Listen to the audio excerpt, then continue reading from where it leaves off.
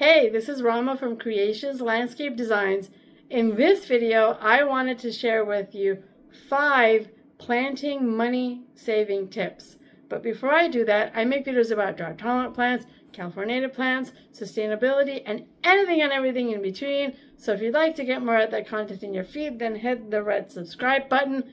I'm also trying to increase my YouTube subscriber count to hopefully maybe be able to even slightly monetize my channel. So if you are not subscribed, please consider doing so, and thank you for being here.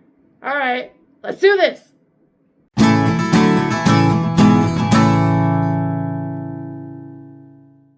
The first money-saving planting tip is to have a plan. Now, I'm not necessarily talking about having a detailed to-scale plan. It can be something rough on paper where you just basically draw out what your house looks like, roughly draw the planting areas, because having a plan, detailed or not, will allow you to be able to actually draw on there how many plants you're going to need. Because if a plant is going to get 3 feet wide, you want to make sure that it has that much room to grow. And being able to write that down and mark it on some sort of plan will be helpful. So then that way you can see, okay, how many plants can you have?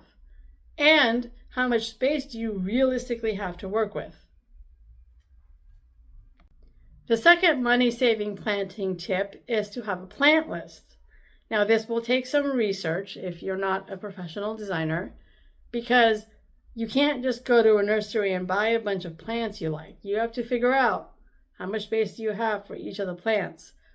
But as well, are the plants going to grow in your area based on the amount of water they're going to get, based on how much sun or shade they're going to get, and based on the space you have, whether it's really wide or narrow. This way, once you've kind of gotten a basic site plan done, then you can say, okay, I've got these many plants that I want in the background to hide the neighbors. They're going to get 5-6 feet tall. What are they going to be? Your options are endless, but if you sit down for a minute and kind of think about what plants do you want, what plants will work for your space, what color palette in terms of the flowers do you want to incorporate in your garden. And this way, once you've figured all that out, you can make a list.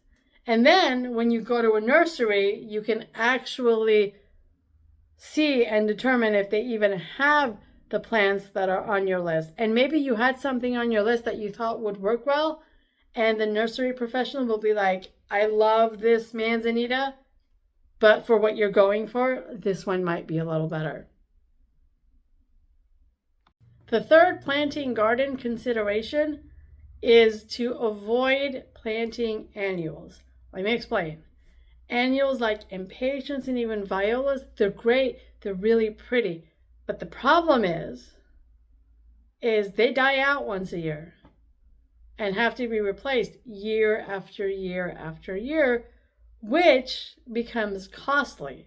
So planting plants that are either evergreen or deciduous but don't die out necessarily every year, it becomes more financially cost effective.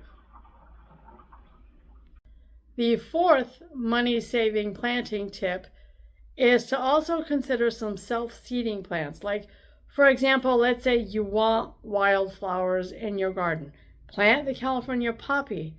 At the end of its flowering cycle, the seeds will drop to the ground and germinate back again, or even blue-eyed grass for that matter. Some self-seeding plants will be able to do that, in which then you don't have to worry about buying them again.